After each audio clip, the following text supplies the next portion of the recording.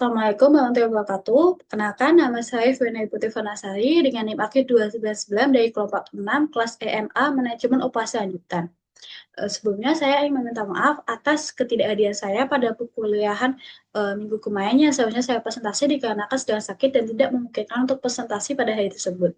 Saya juga mohon maaf atas ketidakselarasan slide PowerPoint yang akan saya presentasikan hari ini dengan slide kelompok saya kemarin dikarenakan slide PowerPoint yang akan saya presentasikan hari ini merupakan revisi dari masukan-masukan yang diberikan Bu Titi pada kelompok kami kemarin seperti itu. Nah,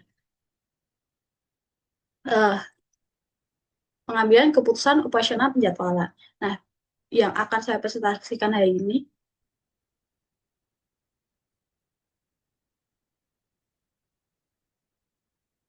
yaitu mengenai penguatan.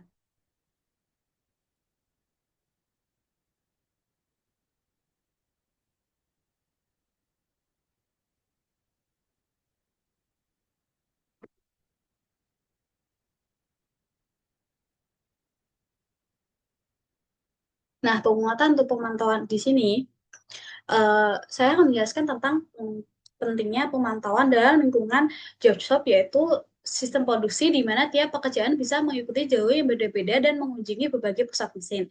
Nah, tantangan dari pemantauan pekerjaan yang pertama itu ada jalur kerja berbeda, banyak pusat mesin, dan persaingan sumber daya. Nah, ada juga antrian panjang, kerusakan mesin, masalah kualitas, penyiapan ulang, dan sulit melacak status pekerjaan seiring kemajuan atau kepadatan. Nah, di awal pengerjaan, kita mungkin masih bisa memperkirakan kapan suatu pekerjaan selesai. Tapi seiring waktu, seiring bertambahnya beban kerja dan gangguan seperti kerusakan mesin, antrean panjang, atau masalah kualitas, status pekerjaan jadi makin sulit dipantau. Bayangkan ada 50 pekerjaan berbeda, semuanya butuh mesin bubut. Tapi hanya ada 3 mesin. Bisa bayangkan betapa padatnya antrean tersebut. Nah, untuk itu kita menggunakan dokumen toko atau work package yang berisi instruksi dan arah kerja. Nah, untuk mempermudah pelacakan, teknologi seperti barcode dan RFID sangat membantu. Seperti di gudang logistik atau minimarket yang kita temui sehari, konsepnya sama tapi diterapkan di pabrik. Nah, ini memungkinkan pencatatan otomatis waktu mulai dan selesai pekerjaan, serta data seperti hasil inspeksi atau pemanfaat mesin tanpa harus bergantung pada pencatatan manual. Selanjutnya, ada pemantauan di lingkungan job shop, fungsi pengendalian produksi, yaitu mengubah data real-time menjadi laporan operasional, laporan kemajuan status pekerjaan, ketersediaan sumber daya dan kinerja, laporan pengecualian yaitu cacat, pekerjaan ulang dan keterlambatan, yang ketiga adalah hot list, pekerjaan prioritas tinggi. Nah,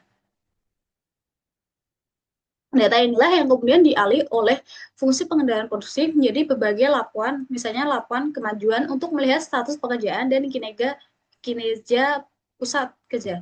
Nah, laporan pengecualian untuk mengidentifikasi masalah dan juga hotlist untuk pekerjaan yang harus segera diselesaikan. Nah, intinya, jika fasilitas dikelola dengan baik, kita akan lebih sering melihat laporan kemajuan daripada laporan pengecualian. Laporan-laporan ini bukan hanya untuk manajemen atas, tapi juga membantu operator dan pengawas untuk ambil tindakan cepat. Ini menandakan sistem kita sehat dan efisien. Saat ini kita akan melihat dua contoh laporan kemajuan utama, yaitu dari diagram Gantt dan kendali input atau output.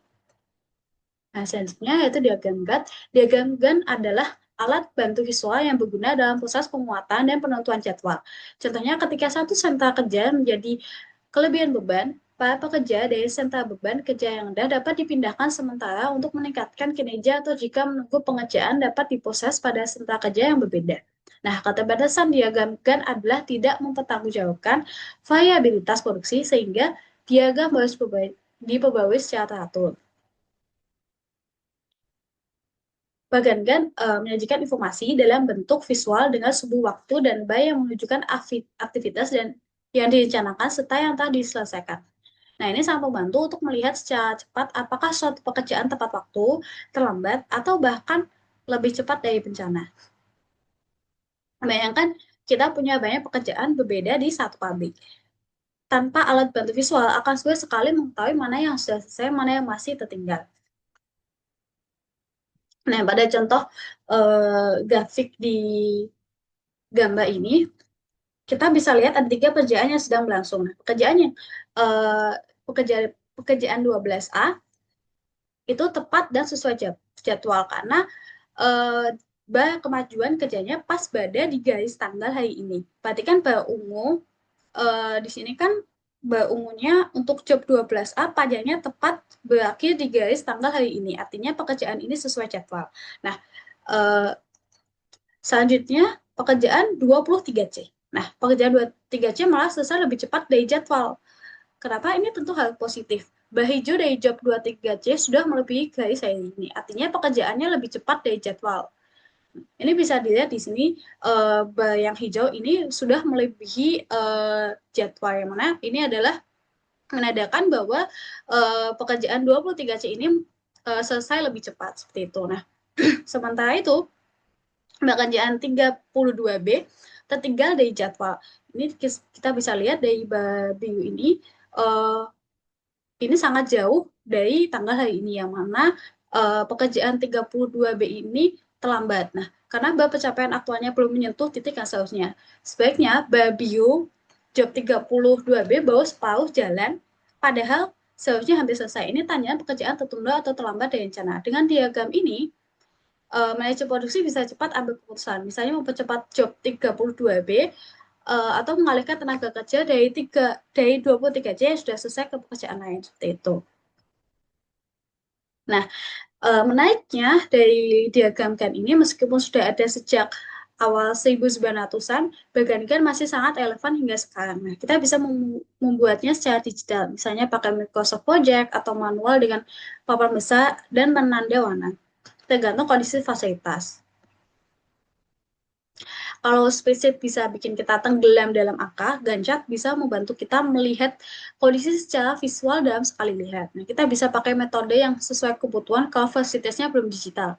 Bisa pakai Gantt manual dengan tali mana. Kalau sudah digital, bisa memakai Microsoft Project dan software serupa bisa otomatis menghitung dan menyelesaikan jadwal. Jadi bisa disimpulkan bahwa bahkan Gantt sangat membantu tim produksi dan manajer untuk menjaga pekerjaan tetap dijauh dan cepat merespon kalau ada keterlambatan seperti itu. Selanjutnya, yaitu kendali input atau output. Pemantauan dari sudut pandang kapasitas atau kendali input atau output. Kendali input atau output adalah teknik yang memungkinkan personel bagian operasional mengelola aliran pengerjaan di tempat fasilitas. Apabila pengerjaan selesai lebih cepat daripada yang sedang diproses, maka fasilitas tersebut dapat menjadi sebuah kelebihan beban dan meningkatkan timbunan yang belum dikerjakan. Nah, kendali input atau output dapat dipertahankan dengan jumlah sistem kartu conweb. Nah, cara kerja kartu conweb ini bagaimana sih? Jadi cara kerja kartu conweb ini adalah ketika pekerjaan diselesaikan, maka kartu akan dirilis dan dikembalikan kepada tempat kerja awal, mengesahkan entry dari batch yang baru ke sentra kerja. Jadi sistem kartu conweb ini dapat mengendalikan jumlah pengerjaan dalam sentra kerja seperti itu.